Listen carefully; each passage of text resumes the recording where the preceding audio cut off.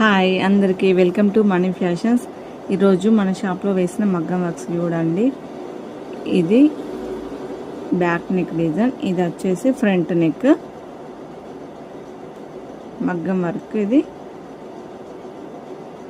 Hand చూడండి, 2 peacocks hand, కింద చిన్న చిన్న cut work, week cut work and with పట్టు బార్డర్తో శారీ బ్లౌజ్. శారీ వచ్చేసి ప్యారెట్ గ్రీన్, ఈ శారీ బ్లౌజ్ అండి ఇది.